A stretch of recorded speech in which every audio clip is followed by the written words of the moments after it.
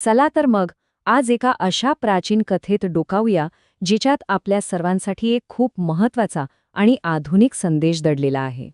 आपल्या मनात अनेकदा प्रश्न येतो की आपलं भूतकाळाशी, भविष्याशी आणि आपल्या आजूबाजूच्या समाजाशी नक्की नातं काय, आपलं देणं काय लागतं. तर ही जी बोधकथा आहे ना, ती आपल्याला ह्याच प्रश्नाचं उत्तर शोधायला मदत करते.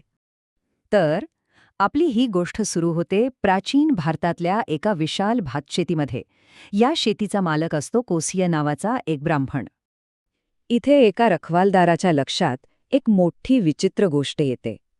तो बघतो की बाकीचे सगळे पोपट पोटभर दाणे खातात आणि निघून जातात.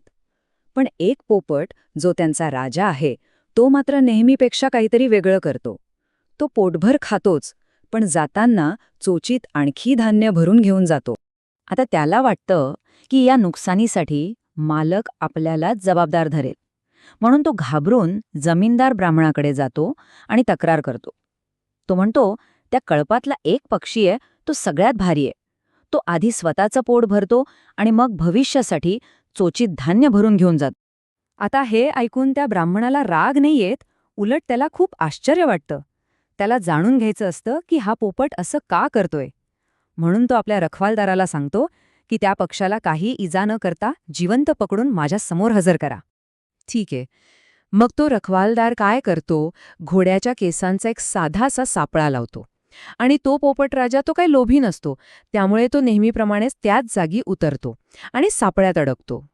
पण इथे बघा, सापळ्यात अडकल्यावर सुद्धा त्याचा पहिला विचार स्वतःचा नाही, तर आपल्या समाजाचा असतो.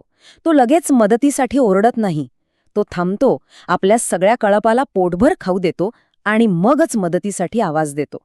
म्हणजे त्याच्या पकडल्या जाण्यामुळे बाकीच्यांनी उपाशी राहू नये, ही त्याची भावना. जेव्हा त्या पोपट राजाला ब्राह्मणासमोर आणलं जातं, तेव्हा तो ब्राह्मण त्याच्यावर चोरीचा आरोप वगैरे काही करत नाही. उलट तो खूप उत्सुकतेने त्याला एक साधा प्रश्न विचारतो.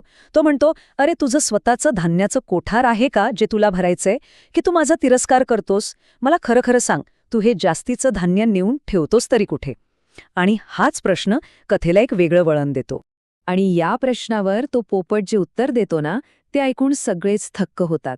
तो अजिबात घाबरत नाही. उलट एका मधुर, मानवी आवाजात तो एक सुंदर तत्वज्ञान सांगायला सुरुवात करतो.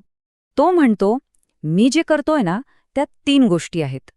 मी एक कर्ज फेडतो, एक उधारी देतो आणि त्याचबरोबर एक खजिनासुद्धा साठवतो. हेच माझ्या कृतीचं कारण आहे. तर पहिलं म्हणजे कर्ज. तो सांगतो की हे धान्य तो आपल्या म्हाताऱ्या आईवडिलांसाठी घेऊन जातो, ज्यांनी त्याला लहानाचं मोठं केलं. त्यांची परतफेड करणं हे तो आपलं कर्तव्य मानतो, कारण आता ते स्वतःसाठी अन्न गोळा करू शकत नाहीयेत. दुसरं आहे उधारी. हे धान्य तो आपल्या लहान पिलांसाठी नेतो, ज्यांचे पंख अजून पूर्णपणे वाढलेले नाहीत. म्हणजे ही एक प्रकारची गुंतवणूक आहे, पुढच्या पिढीवर केलेली. आणि तिसरं आणि सगळ्यात महत्त्वाचं म्हणजे खजिना. हा खजिना म्हणजे काय? तर दानधर्म. तो आपल्या कळपातल्या इतर गरजू, अशक्त पक्ष्यांना मदत करतो. त्यांच्यासाठी धान्य नेऊन तो एक प्रकारे पुण्य साठवतो, जो त्याचा खरा खजिना आहे. म्हणजे बघा, ही गोष्ट फक्त भात चोरण्याची नाहीये. हे तर एक संपूर्ण जीवन जगण्याचं तत्वज्ञान आहे. एकीकडे ज्यांनी आपल्याला वाढवलं त्यांचं कर्ज फेडायचं, दुसरीकडे ज्यांना आपण वाढवतोय त्यांच्यावर गुंतवणूक करायची, आणि तिसरीकडे आपल्या समाजासाठी योगदान द्यायचं. किती सुंदर विचार आहे हा. आता पोपटाच्या तोंडून हे सगळं ज्ञान ऐकल्यावर तो ब्राह्मण इतका प्रभावित होतो की त्याला काय बोलावं हेच सुचत नाही.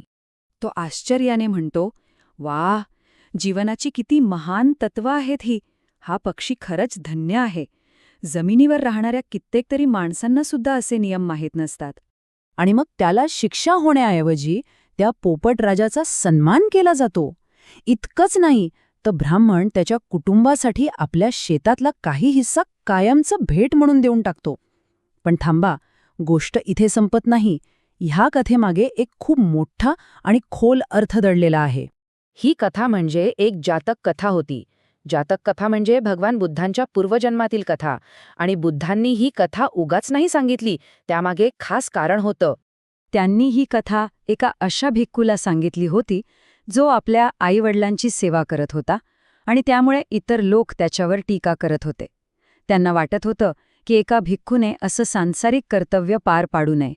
तेव्हा बुद्धांनी ही कथा सांगून स्पष्ट केलं की आई-वडिलांची काळजी घेणं हे किती पुण्यकर्म आहे. आणि मग त्यांनी सांगितलं की त्या पूर्वजन्मात तो पोपट राजा दुसरा तिसरा कोणी नसून स्वतः मीच होतो. यातून हेच सिद्ध होतं की बुद्धांनी स्वतः या उदात्त तत्वाचं पालन केलं होतं. म्हणजे बघा, ही कथा आपल्याला आपल्या जबाबदाऱ्यांकडे एक ओझं म्हणून बघायला नाही शिकवत. उलट ती आपल्याला एक सुंदर दृष्टिकोन देते. या जबाबदाऱ्या म्हणजे काळजीचं, प्रेमाचं एक चक्र आहे, जे भूतकाळ, वर्तमान आणि भविष्याला एकत्र जोडतं. आणि ही प्राचीन कथा आज आपल्यासमोर एक महत्त्वाचा प्रश्न उभा करते. आपण आपल्या आयुष्यात हे कर्ज, ही उधारी आणि हा खजिना या तिघांमध्ये ताळमेळ कसा साधतो? विचार करण्यासारखा प्रश्न आहे, नाही का?